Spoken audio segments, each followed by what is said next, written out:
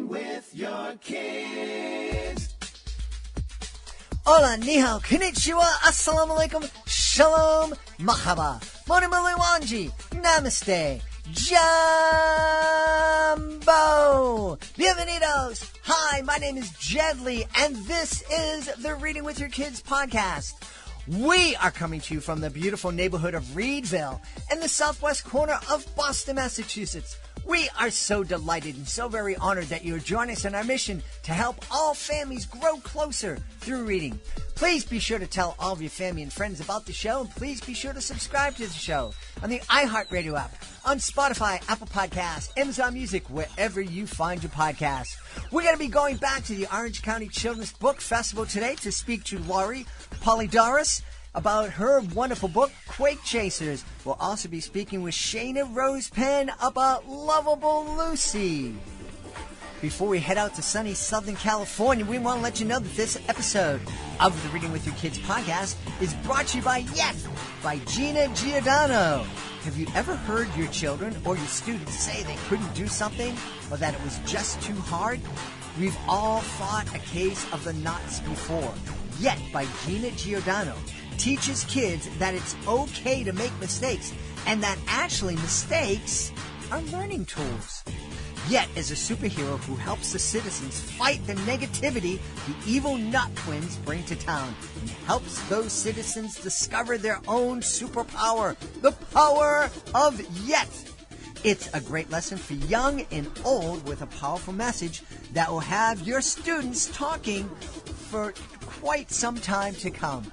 Get your copy today, Yet by Gina Giordano. This episode of the podcast is also brought to you by Many People to Love by Anna Maria Didio.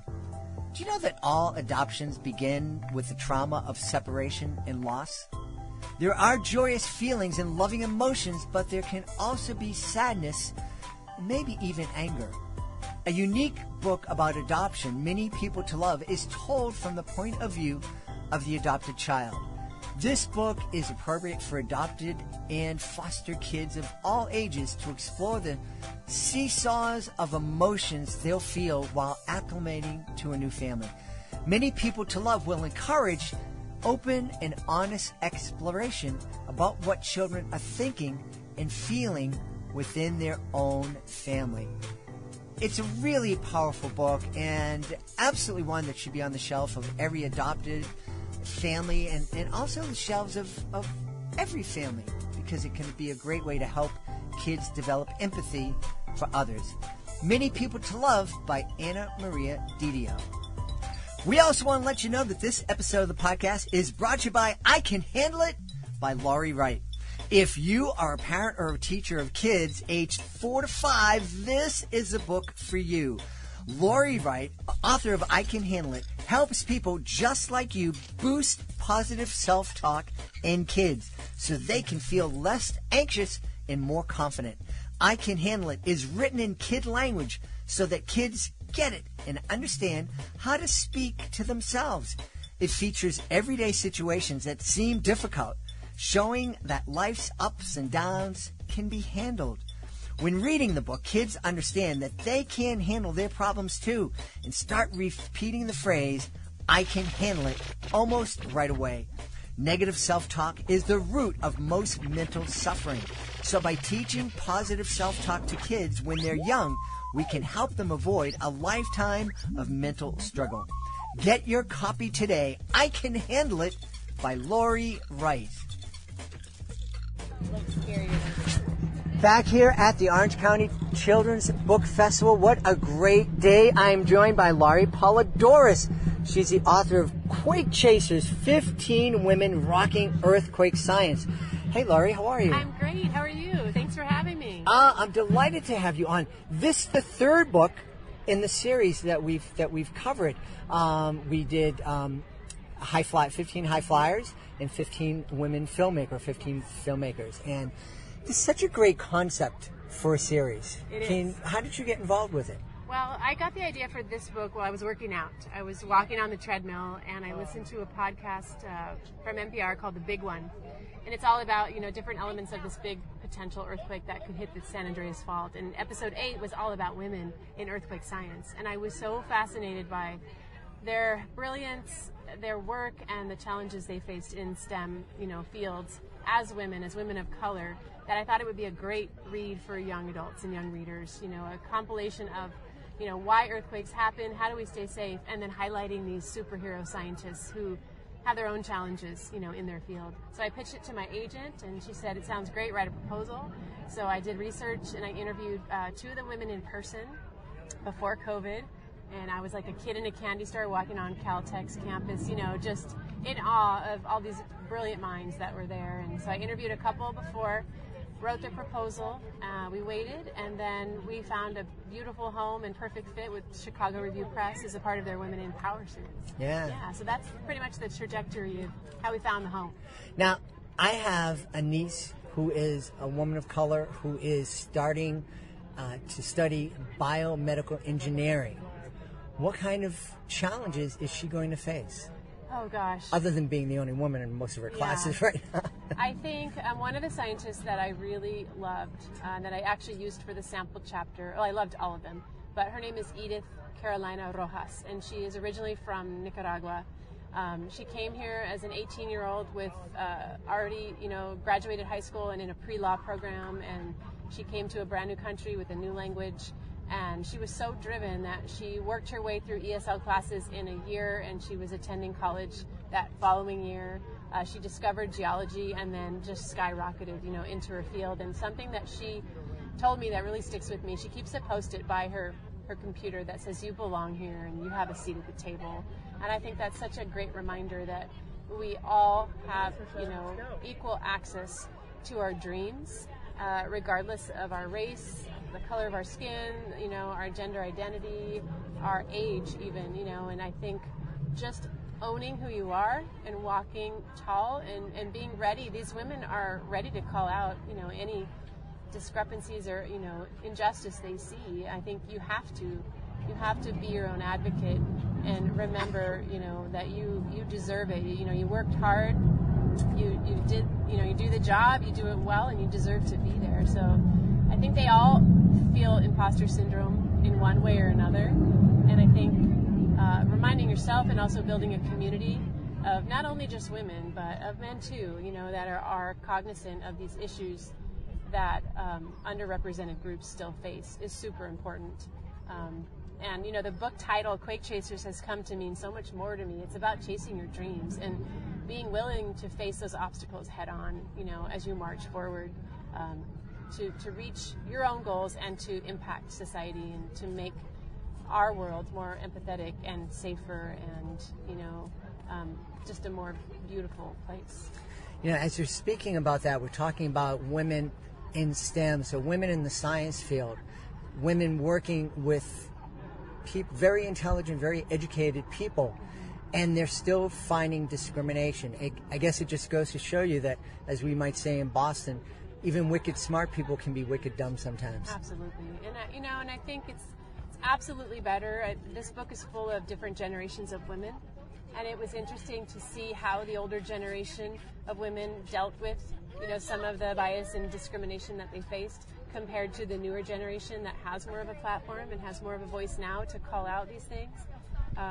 But I think, there are both women and men, that make it more difficult for, women and women of color in these fields, especially the higher you go administratively or the higher you go, as your rank in academics. But I think, to remember that there is a community of people out there that support you, both men and women and everything in between. And you look for your supporters, your tribe. And together we're stronger, and together we move forward. Yeah, absolutely. Yeah. So going back to the book, what's the most fascinating thing that you learned about earthquakes? Oh my gosh, I learned so much. I wanted to be a scientist when I was a little girl, and I did not have mentors like these women. And I took physics and chemistry, and it practically killed me. So I went right-brained and went into writing and art. But I think, gosh, they're also really brilliant, and they're creative, and they're funny, and they're adventurous. And I think just the idea that you can find a niche in any field that you might be passionate about. A lot of the women are social scientists, so they might have gotten their undergrad degree in social science and then moved on postdoc, to something more specific to their science. But I would have went that route if I would have, had women like this to show me the way, and they're definitely paving the way for everybody that, is still on the trail. I think something else that really, I hadn't even thought about. So when we think about earthquakes or tsunamis or wildfires, we always say they're natural disasters. Well, these women taught me that if they're natural events, the disaster comes from not being prepared for these natural events. And it's the preparation and, the understanding of the science that keeps us safe and that prevents disasters. We can't prevent the natural events. Well, climate change we can, but we need to be prepared, and they work endlessly to not only prepare us, but to deal with the aftermath, and they've traveled all over the world post, earthquake, and really seen the raw, devastating effects of these natural events. And they're just so brave for what they do. Yeah. I guess we saw that happen down in Florida, Yeah. that, the storm came in and it's caused devastating, destruction. Yeah. But a lot of the harm to people came afterwards. Yes, absolutely. And I believe we saved a lot of lives because of what we know, after Katrina and all the other devastating hurricanes. But, there's still a long way to go. And I think respecting science is such a crucial, foundational belief. Respect the experts, and, if there is a warning to evacuate, get the heck out of there, and just understanding what's happening and why we're having these extreme weather patterns and how our, impact as human beings on a daily basis, all the way down to the products and the packaging we use every day and the way we get to work and all of those things, and the ripple effect. They all, collectively are changing the way we have to live, and I think if we honored and we put women like this up on pedestals instead of other types of celebrities, maybe, things would be a little clearer as to what we need to do collectively as people to take care of this planet and to help, be safer during these natural events. Yeah, I think we have enough Real Housewives of whatever. Absolutely. We need some more shows to celebrate, men and women doing amazing things. Absolutely. I don't get it. It's like, why do you want to watch an hour of people that you wouldn't want to be with? Exactly. Really interesting. Yeah, and having role models and having people to look up to and people that are affecting their communities and affecting the world on a larger scale. To me, that's our goal as people. We're here, to make this place better. And I think the energy that we put into it is, how we're going to get there. And I know things have been really rough. My own world has been affected greatly by COVID and a lot of distress.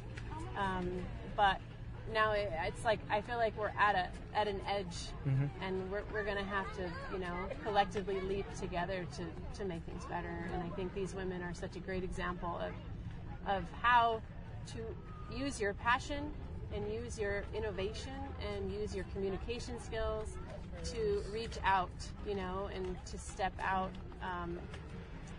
in front of the others to make this place better. And they all know each other. They're all friends. They work together constantly. So that collaboration piece is so vital. And COVID really has made us retreat, and so I think just reaching out a hand, reaching out, a greeting, a hello, anything you can do to connect with the people around you, especially if they're different and they come from different backgrounds. Those bridges are really, what's gonna get us there. So. Yeah, absolutely. What's next for you in terms of writing? Oh gosh, well, I just finished a young adult novel, so I write novels as well, and I just finished a young adult novel. It's about a guy and a girl. It's dual point of view, guy and a girl that fall in love 200 years apart, and they are both tasked with sort of saving their own worlds, and if they do so, they won't ever really be able to be together. So a little bit of Romeo and Juliet, thrown in there with conspiracy theory and a little bit of saving the world stuff. And I'm also working on a new middle grade starring Medusa and her two sisters as teenagers that are tasked with different mysteries around the world by Athena that they need to solve in order to kind of save the planet. So I think I do a lot of saving the planet stuff. Yeah, I think, absolutely. I want to tell stories that give people a voice, people that might not feel like, they're empowered enough to make a difference, and that take us away, especially when we're dealing with hard stuff. Writing saves me, truly. It has gotten me through a lot of difficult times in my life, and it still is. And, it's a way for me to create worlds where I can be in control, and I can create characters that have empathy and compassion and that are focused on, something other than their own, their own egos, and collectively can look at this world like a unified, place where we all need to find that common ground to take care of each other. And that's the way I was brought up. That's the way my parents taught me, and I think that's something that I love to infuse through my stories. Yeah. Well, where can people go to find out more about you and all of the work that you're doing? You can check out my website. It's just my name, LoriPolydoros.com, and all my social media contacts are there. You can email me. I love to do school visits and presentations like the OC Children's Book Festival, like classroom visits. I'm a teacher as well, so I'm super comfortable in elementary, middle, and high schools and colleges. And I just love spreading my love of words and of story, and if I can integrate science and time travel and dogs, I'm a big dog lover. Anything I can integrate and spread through my joy of writing, I'm super excited to do it. Awesome. Well, we've had a great time speaking with Lori Polydoros. Thanks for being with us. Thank you so much. It's been so fun. We hope you enjoyed our chat with Lori and all those interesting background sounds. Right now, we're visiting with Shayna Rose Penn, one of the authors of Lovable Lucy. Hey, I've had such a great day here at the Orange County Children's Book Festival, and one of the reasons I had such a great day is that I got to spend so much time with my friend Shayna Rose Penn. Hey, Shayna. Hi, it's been so nice to hang out with you today. Hasn't it been? I mean, the people are so great. Yeah, well, and it's also so nice to put a person to a name. Like, I got to meet you on Zoom. It's so nice to meet you in person, too, along with all the great families today. Yeah, absolutely. You may remember Shayna and Mom were on the show. They created the Lovable Lucy series. Remind us all about Lovable Lucy. Sure. So Lovable Lucy is our main character who takes us through Little Lovable Lucy's Big Day and Little Lovable Lucy, You're So Big. And she is our expressive, emotionally relatable puppy. She tells everyone how she feels, whether it's through words or illustrations, and she takes our readers on adventures in every book. Yeah. And you use that word a number of times, expressive, that Lucy is expressive. And I think that's a really important thing that we can talk to our kids about, that, an expression can tell us so much. Absolutely. As I thumb through our first book and really show you in detail, you can see just in a few pages alone, Lucy has a face that's a little bit more content. She's got a face that's a little bit more excitable. You can see her tail wags, and sometimes it says what she's doing, like sniff, sniff, sniff, or wag, wag, wag. We want kids to be able to find different ways to learn and intake information, because not every kid learns the same. Mm-hmm. So some kids are really visual, some kids are really action-based, and we just wanted her to show things, whether it's verbal, with the words on the page, or if it's through just an image. We just wanted everyone to find a different way to gain something from our books. And one of the nice things is that you didn't just wake up one morning to decide, well, I'm kind of an expert at this stuff, and I think this. You've actually gone out and done the research, and you're working with educators and others, right? Yes. When we first wrote our early manuscript drafts, we decided to reach out to some educators we know who work in early elementary education, and also some people who have little ones of their own in our target age range, and we ran our manuscripts by them. We had the moms read them to the kids. We Zoomed with the moms, the kids, the educators. We conduct surveys for each manuscript and sample, and we've started working with a few specific educators on final copies of our manuscripts before we go to the illustration phase. And it is so huge to get their feedback, whether it's good, bad, or a mix of great critique overall, because it helps us make changes. There's nothing like getting peer evaluation from the people who matter. Yeah, I mean, we all want to be creative and write our own thing, but we also want people to read it, and we want them to like it. You know, it's not like I'm in elementary schools every day, so who knows elementary school reading and curriculum better than teachers and kids? Right, yeah. And it's changed. School has, what's going on in the schools has changed so much. I think you and I have both been learning about the use of tablets in school today. I had no idea that kids in elementary school were using tablets, and I didn't know that there are a lot of reading apps out there that schools utilize, and it's so valuable to learn these things because we want kids to pick up and thumb through our books, but if they're more of a digital reader, we want them to have that option too. And, it almost doesn't matter the platform. What I'm learning is that getting kids to engage with words is really the thing that matters the most. Yeah, absolutely. What was other than meeting me, what was your favorite part of the book festival today? I think there was a point where I got to meet a 15-year-old and his dad who were here today, and I joked that our books were a bit young for the both of them, but the more we got to talking and about books and books that the son likes and the book that the father's, that he'll recommend for his son, we just started talking, and then he ended up walking away with a copy of book one to have and to maybe give away as a gift out of support. And I think the big culture here is, it's just been so nice to see so many kids and parents and family members out today, and to see parents encourage reading on all levels has been really special. Yeah, it really has. And your story about the 15-year-old reminds me that we do think about picture books as being for little kids, and you wrote Lucy for the 4 to 6 year old crowd. Yeah. But picture books really can be universal.